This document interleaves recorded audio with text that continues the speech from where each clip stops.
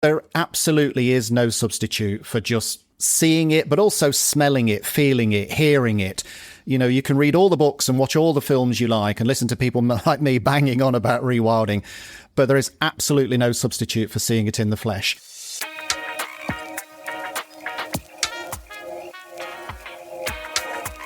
Welcome to another episode of Rewilding the World with me, Ben Goldsmith, and I'm very, very happy to have my friend Pete Cairns from Scotland, the Big Picture, with me. Thanks so much, Pete, for taking the time to do this. Not at all. Thank you for inviting me.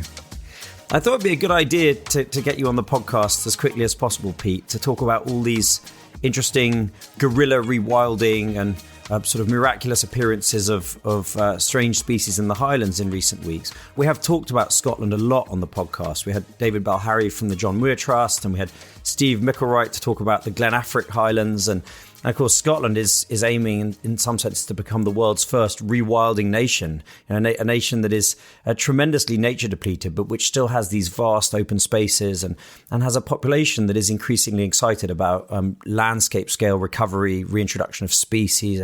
Things that were unimaginable to me 10 or 15 years ago are happening now in Scotland. A huge scale Caledonian forest recovery and beavers being proactively reintroduced under license in different parts of the Cairngorms. There are even wild boar back in the landscape as a result, we presume, of illegal releases. It's all quite exciting, and I just wanted to get your take on all of this. And I guess the big question is, what's the story with these lynx that have appeared somewhere in the Cairngorms National Park? Yeah, it's been an interesting few weeks. So these lynx, 4 of them, appeared literally just a couple of miles from where I'm sitting now. They were spotted by a local farmer who, ironically, I'd been speaking to the night before about lynx. And then the very next day, there's 4 in his field. So yeah, we assume that these have been either abandoned or illegally released. They ended up in the Cairngorms. They were clearly habituated animals. They were very tame, very approachable, and they were basically rounded up within sort of 24 hours or so and went to the Highland Wildlife Park. So yeah, it was a little bit of a bizarre left field event. Nobody saw it coming. Nobody knows, as far as I'm aware at least, who was responsible. And it all ended within the context of the incident. It all ended safely with no animals being hurt and no sheep predation or anything like that. And are there lynx in captivity in Scotland anywhere? Yeah, there are. There are in zoo collections. The Highland Wildlife Park has lynx just down the road, as it has wolves. So lynx being in captive collections is nothing new. Letting them into the wild is what's new. And that's the line that was crossed in January. And I don't know a great deal about lynx. I mean, how big are they? How easy are they to catch? I mean, clearly these were tame animals, so it can't have been too difficult. No, and I think that's the critical thing here. I mean, putting aside the rights and wrongs of them being released in the first place, these were clearly animals that were not equipped to survive in the wild. They're not a big animal. Males are about the size of a Labrador, females about the size of a Border Collie.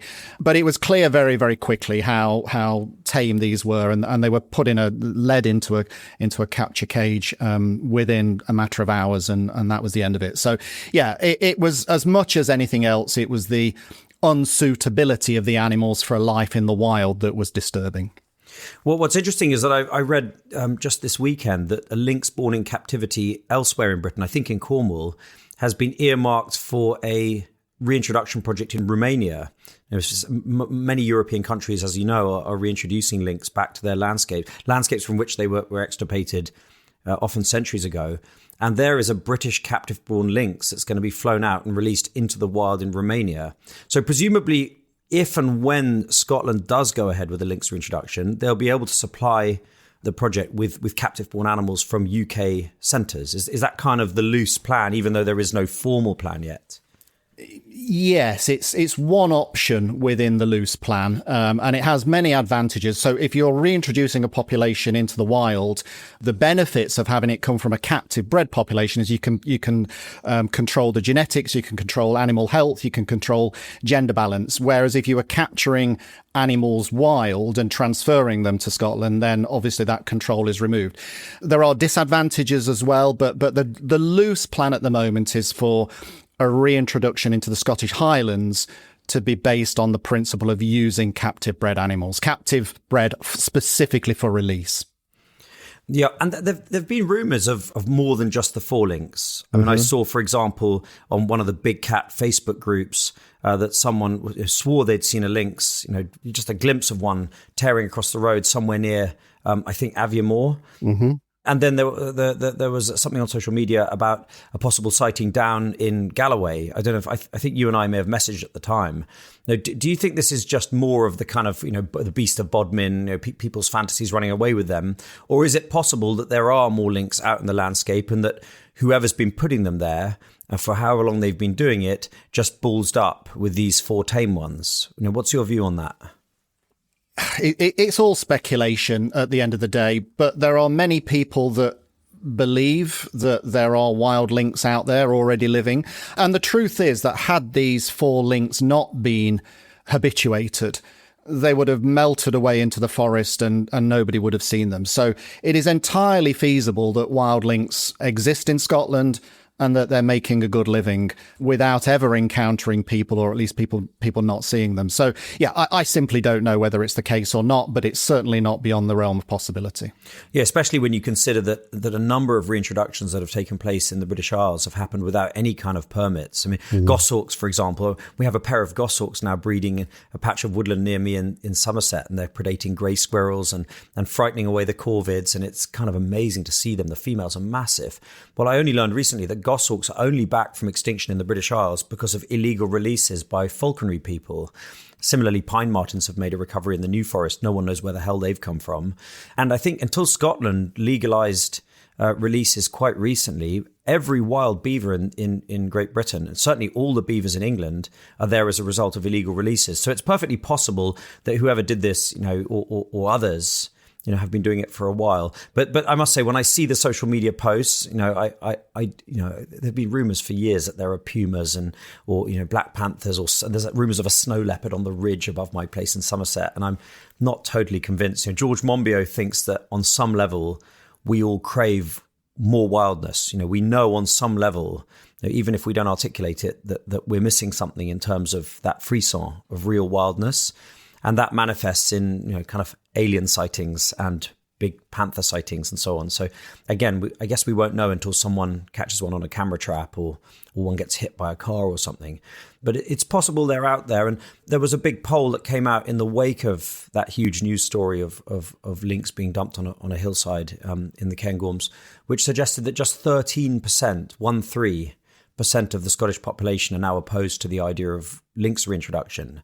Is that your experience? Because you're in the thick of this, Pete. I should have said at the start, you founded and have been the rewilding lead at Scotland, the Big Picture.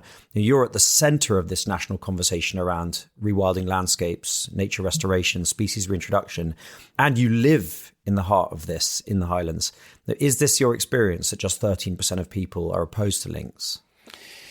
Yeah, I think it's a constantly evolving and maturing conversation, but it is much more mature than it was just 5 years ago, certainly 10 years ago. I think part of the problem with lynx, specifically with lynx, is that very few people know what they are. We have a sort of a cultural association with wolves and bears. We feel as though we know them through childhood stories. We don't, of course, but we kind of feel as though we do. Whereas lynx doesn't figure in our sort of cultural history. So a big barrier for restoring lynx is lack of knowledge, and it's been our mission for the last 3 or 4 years to help plug those knowledge gaps so that people's opinions, they may not be the same as mine, but at least they're better informed. And I think the other, just to illustrate that, what I often come across is people conflating lynx with wolves. They all go in this big bag of apex predators. And of course, wolves and lynx are very, very different animals. And we're not even having a conversation about wolves. So I think, plugging knowledge gaps and informing people about lynx leads to some of them, not all of them, but some of them supporting the return of what is effectively a medium-sized cat that very, very few people are ever going to see. Yeah, they call them ghosts of the forest in Scandinavia, because you can live all your life out in the sticks and never see one. Just the footprints or maybe the remnants of the odd roe deer kill. It has been said to me that if we want lynx back, we just need to talk incessantly about wolves. I guess that's the kind of Donald Trump strategy. Ask for a yard and get an inch. I wonder. Where the real concerns lie, it's not presumably the general population. It's presumably focused around those who have sheep. That's probably the most difficult bit of lynx. The fact that they may take sheep. Yes, and I think we did a survey, a sort of social feasibility study back in 2021, and there were lots of concerns, some legitimate, others less so. But there were 5 main barriers. And you're absolutely right. The biggest barrier by far is fear of livestock predation, predominantly sheep. And it's a legitimate concern. Let's not sugarcoat this. Lynx will take some sheep. Now, there are all sorts of horror stories of how many, and the extreme outliers are countries like Norway, which has a very, very specific set of circumstances, which leads to quite high predation. But if you're using as a comparison countries similar to Scotland, such as Germany or Switzerland, for example, sheep predation within a wider context is very, very, very low. So the concerns of sheep farmers are not unfounded by any means, but I think we have to take that into context. The fact that given all of the causes of sheep deaths in the UK, the addition of lynx is going to make very, very little difference. Yeah, because approximately 10% of sheep die of natural causes every year, and there's 30 to 40 million sheep in Britain, depending on the time of year. And there's somewhere between 3 and 5 million of them die of exposure and falling off cliffs, or overload of parasites, or getting their eyes pecked out by corvids. I mean, the list just goes on and on. They seem to search for ways to die, sheep. And so, yeah, I have understood that in places like France and Switzerland, Germany, predation by lynx and even wolves that really will go for sheep, it's still a kind of rounding error against the wider context. And coexistence measures are becoming more and more advanced and more widely adopted on the continent. Things like fencing and dogs, and people trying all sorts of different things. And it really is starting to work. And the European Union has until now been quite generous in its support of these kinds of efforts, as well as providing compensation. Well, national governments and the EU combined will provide compensation to those farmers that do lose livestock. This is really a lack of knowledge, combined with some legitimate fears around livestock predation, combined with a bit of a kind of culture wars conversation around rewilding generally, which strikes me as the biggest issue. You see some of these GB News presenters, for example, saying, that rewilding is about bringing a new round of highland clearances. These Rory Stewart, who's once said on his podcast that people like Ben Goldsmith want half the country to be Alaska, full of wildlife with no people, and the other half to be like Iowa, farmed industrially, which of course is a million miles, from anything I've ever said. I believe that rewilding is a way to breathe new life back into the economy and into the society of some of these remoter landscapes that have been struggling a bit. But this culture war is presumably an issue, and that's what Scotland, the big picture, is all about. It's about tackling that culture war head on and persuading people of a more vibrant future with more nature. Yeah, I think you're absolutely right. That the popular media have tended to frame rewilding as a binary choice, really, between the needs of nature and those of people. And we can't have both. We can't possibly have both. And I think, we recognise that pitching one against the other will end up serving neither. So, yeah, I mean, we often say that rewilding is 20% ecology and 80% psychology. The ecology bit, beavers in the river, trees in the ground, peatlands restored, that's the easy bit in many ways. The battleground, if indeed you want to call it a battleground, is for people's hearts and minds. And you're absolutely right. In fact, just going back to the lynx, I was really, really interested on how the media portrayed that whole incident against that backdrop of conflict and sensationalism that they tend to feast on. And to be fair, I was genuinely pretty pleasantly surprised about the measured and responsible way that the media went about reporting that incident. So, yeah, whether that's a maturing of the narrative generally or a recognition of the media, this is not a people versus nature thing, is yet to be seen. But I do see an improvement in the reporting of rewilding related stories across the media. Yeah, I do too. And also this idea of rewilding as being a people-led activity, one that doesn't involve the sort of sweeping of livelihoods from the land. I mean, certainly in an English context, where our remoter landscapes are more actively managed by farmers. You don't have these swathes of open ground which have lots of deer, but which aren't farmed in the way that the Lake District or the Pennines or Dartmoor are. There's a growing understanding that a farmer-led nature recovery is arguably the best outcome, and not just because of culture and livelihood, but also because we need those big grazing cattle, for example, at belted Galloways or Old English Longhorns. We need their browsing and their grazing and their trampling in order to engineer these sort of semi-sunlit, dynamic mosaics of wetlands and woodlands that would have once characterised those landscapes. So the farmers play an important role in this, and I think the farmers' representatives in England have done farmers in those places a disservice by not leaning into the new reward schemes, the new environmental land management, landscape recovery schemes and so on. Because rewilding in an English context at least can very much be farmer-led. What makes Scotland different, I suppose, is the concentrated land ownership and also the land use patterns that you've got up there in the Cairngorms. You've got these massive estates that have tens of thousands of acres on which it's really about intensive driven grouse or intensive deer stalking. And the deer stalking being, of course, a huge issue because of overgrazing. So in a Scottish context, you've got to bring communities around, but you've also got to bring those landowners around. And does that seem to be happening? I mean, we do seem to read in the papers quite often of landowners switching the way they're managing their land. And of course, new landowners who come in and buy these sports estates for the purpose of rewilding. Is that process accelerating?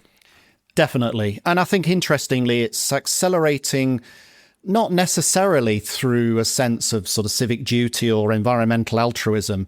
There are lots of different motivations. Some of them are just plain economic, and very often you've got a generational shift from, mums and dads handing on an estate or a farm to their sons and daughters. And those sons and daughters, maybe mid-30s, mid-40s, have young children, and they're looking to the future. What does this landscape need to do in order to provide a living for my children? And I think some landowners, some of these sort of, as it were, new generation landowners find themselves conflicted. I know quite a number of them where effectively they've got an eye over their shoulder to their parents and their sense of duty to that legacy.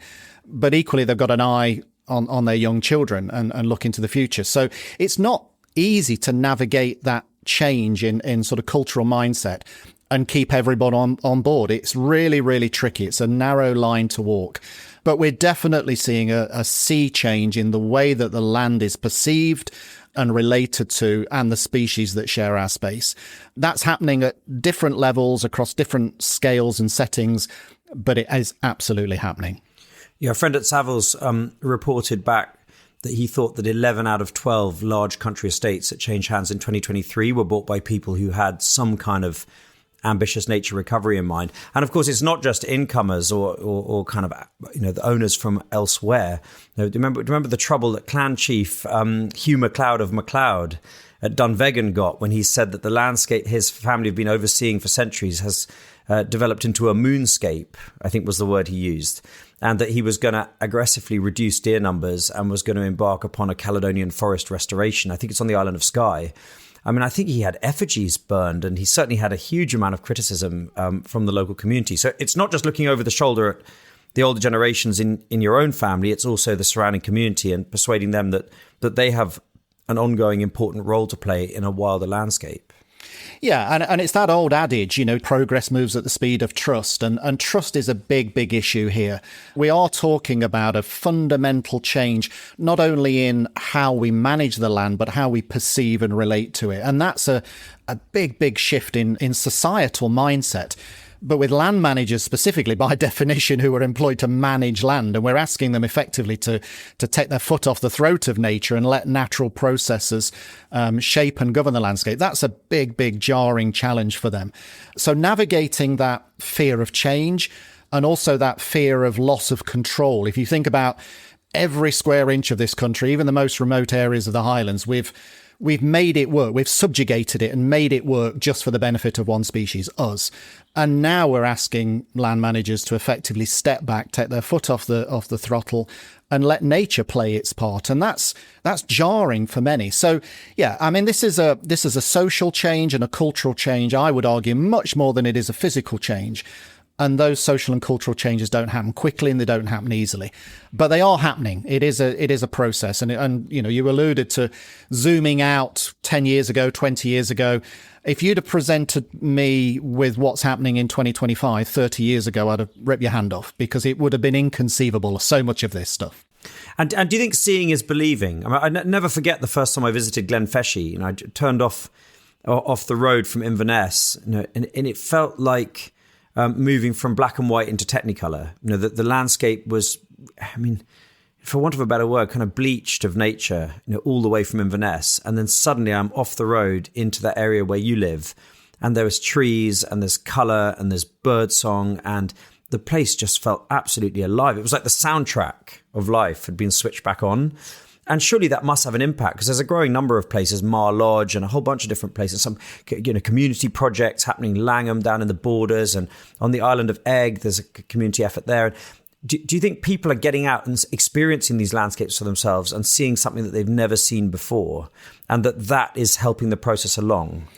Yeah, absolutely. If Scotland, the big picture, had unlimited resources, we'd probably spend a significant proportion of that of just taking people to places where nature is recovering. Glenfeshie is one, Glenafric is another. There are a multitude of projects now that are taking hold, because there absolutely is no substitute for just seeing it, but also smelling it, feeling it, hearing it.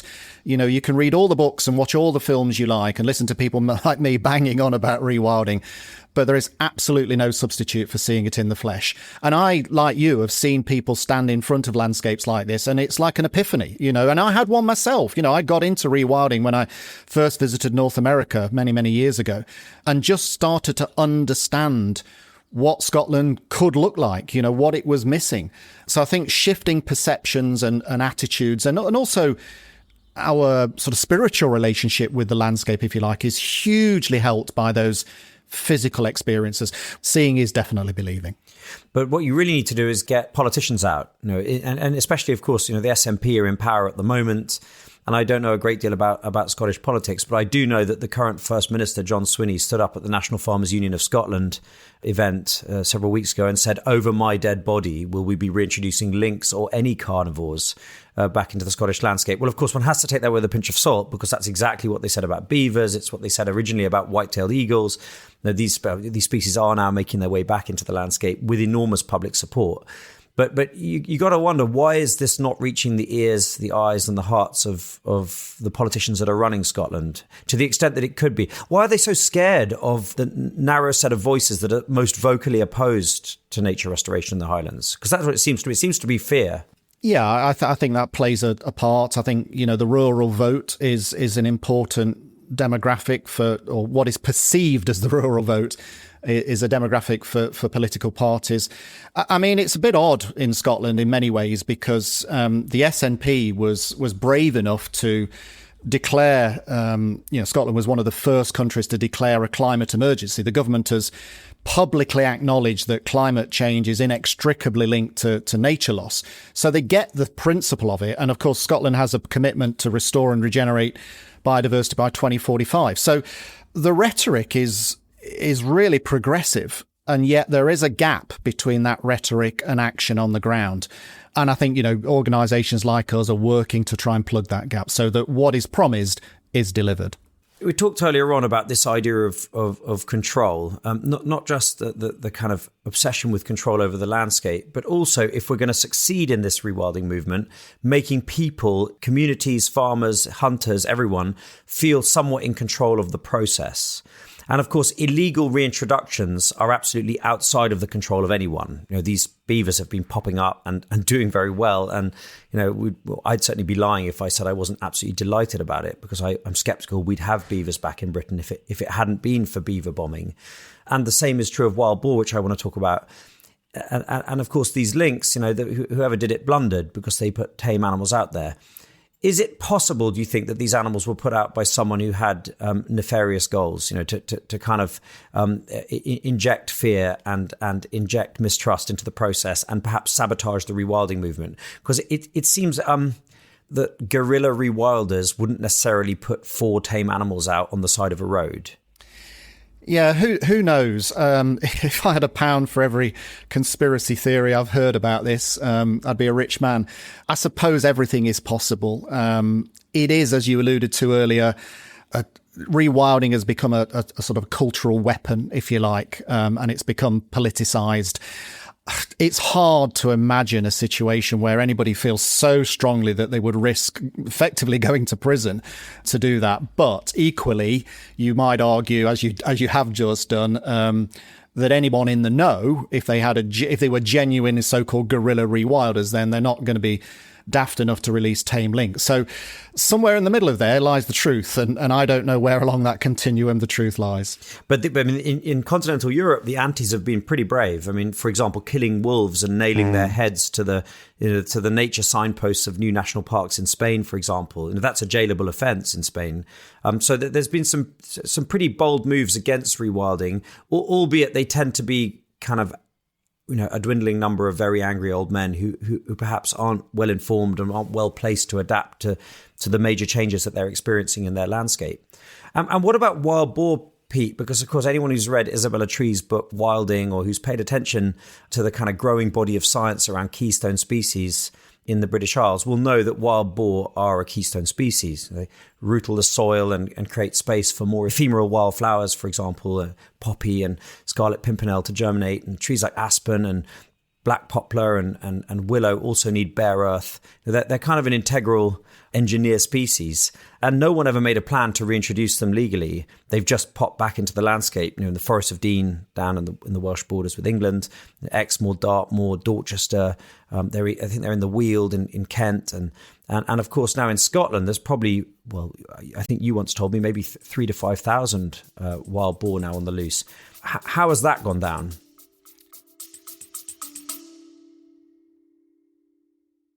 This episode of Rewilding the World is very kindly brought to you by Uni, that's UNI, the world's first nature-friendly line of luxury body care. We've all heard about the harm that sun cream does to coral reefs, but it's not just sun cream and it's not just coral reefs. Well, Uni makes plastic-free, nature-friendly essentials like shampoo, conditioner, hand wash, and even natural deodorant, all full of nourishing ingredients such as seaweed kelp, aloe vera, and olive oil. We've been loving our Uni products, but don't take it from me. Here's my wife, Jemima. Yes, I really love them. They're such clean and nourishing products. The microalgae body oil is so good and really smells amazing. You can find Uni products at Space NK or at weareuni.com. Yeah, I mean, I don't think this is about wild boar or lynx or beavers or trees. It is about change. And I think it's also about who is seen to be advocating or forcing that change, imposing that change on unwilling communities. So there's a lot of symbolism at work around the attitude towards these species and these, in particular, these recent incidents. I mean, wild boar is strange in a local context, in as much that soon after the lynx were released, there was 15, 20 wild boar in the same area. And whether it was the same person or not, we will probably never know. But all of those animals, bar one or two, have now been shot. And that's interesting in itself, because wild boar do exist elsewhere in Scotland. They do exist elsewhere in the Cairngorms National Park, actually. But nobody tends to bother about them. But this particular release solicited this reaction of rounding animals up and humanely dispatching them, as it was reported in the media. So why these ones? And I can't help but think it's just a political statement to those who exercise the release to say, if you do this again, this is what's going to happen. The animals are going to end up being killed. And of course, that's really, really unfortunate for the animals in question. They never volunteered to be put into that situation. But again, there's cultural traditions and politics playing such a big role in all of this, whether it's beavers or boar or lynx or anything else.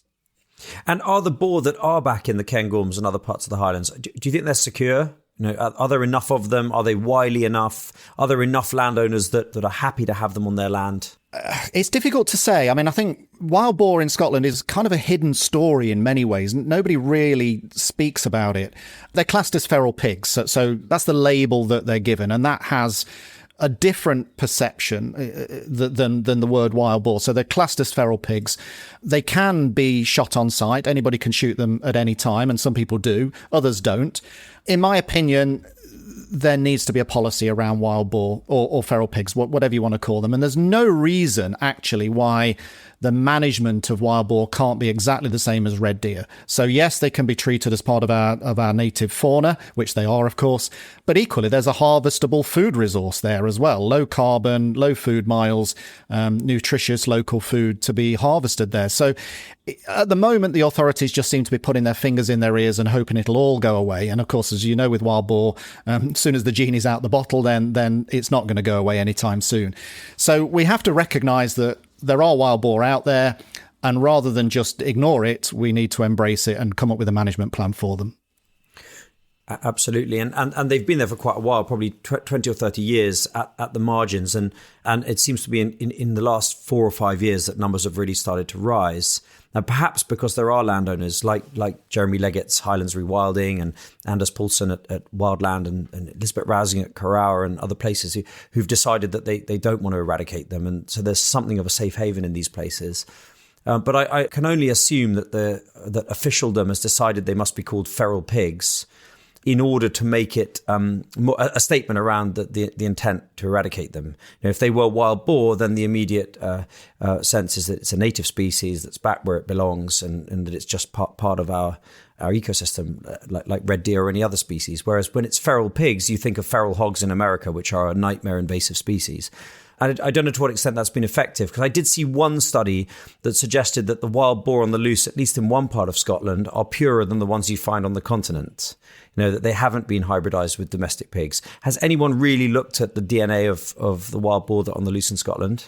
To my knowledge, no. And I think it is widely accepted, as you say, that there's a mix of hybridization.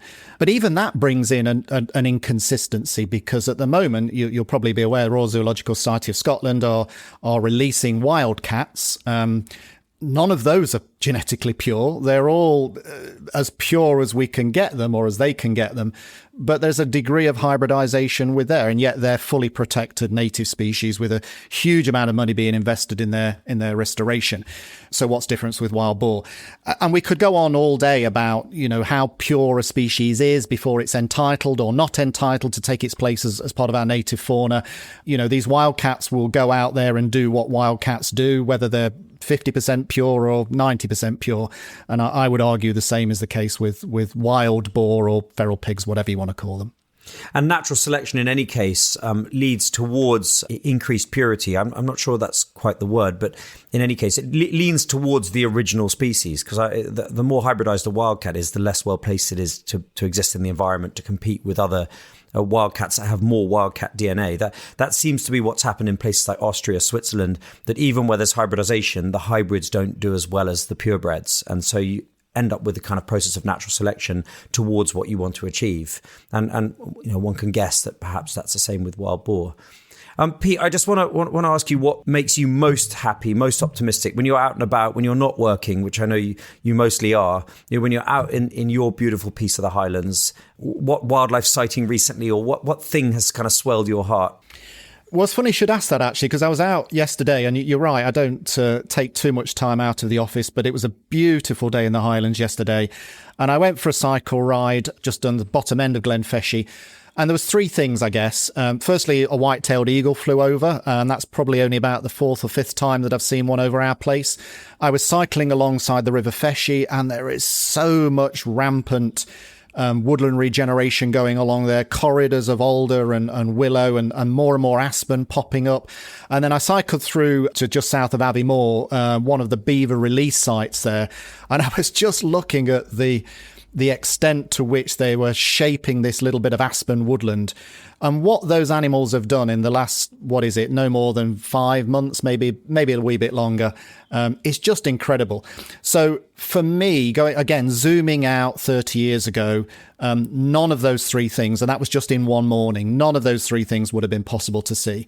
So those sorts of experiences and encounters give me huge hope. The other thing I should say is the number of young people that get in touch with Scotland, the big picture, excited about rewilding, because they see it as the pathway to a more nature-rich future.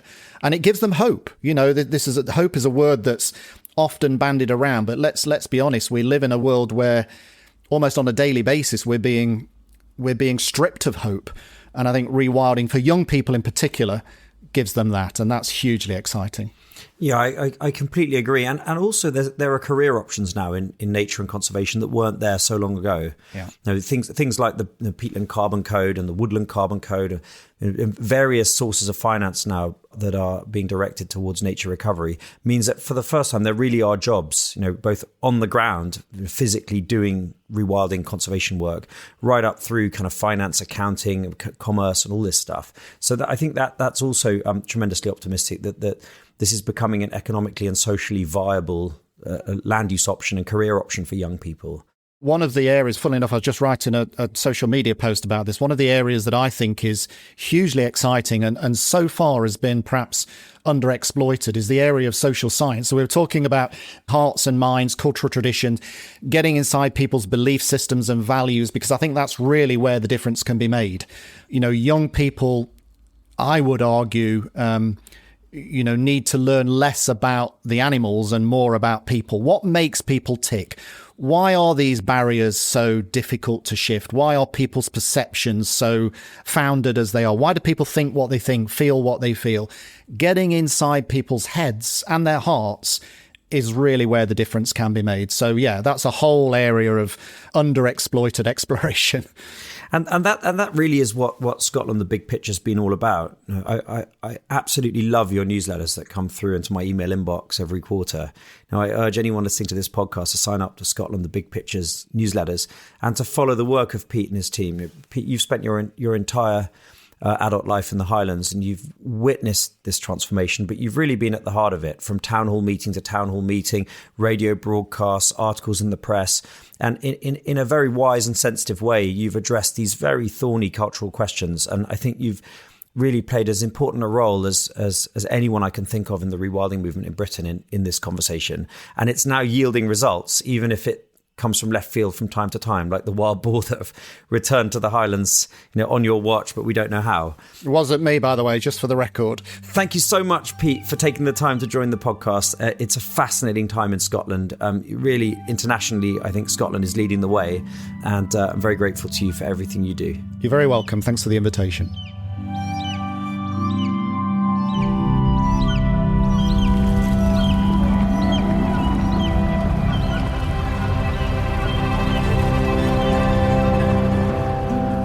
Amazing things are happening in the Highlands of Scotland. In fact, Scotland is on its way to becoming the world's first rewilding nation, a place that has been terribly ecologically depleted, but which has such a rich and vibrant natural history that is now coming back to life. And that's in big part thanks to the work of Pete Cairns and his team at Scotland, the Big Picture.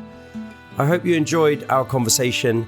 I'd be hugely grateful if you'd share the podcast series with your friends, with your colleagues, in any social media groups you're in, but with like-minded people. It's growing fast and it all makes a big difference, and I'm grateful to you. Next time, I'm going to be talking to Peter Hammerstead, who spent his career with Sea Shepherd, the global citizen police force of the ocean. The Sea Shepherd's a little charity that punches way above its weight, chasing down rogue and illegal fishing vessels and whaling ships. It's a white-knuckle ride, my conversation with Peter. They do such amazing work. I hope you'll join us.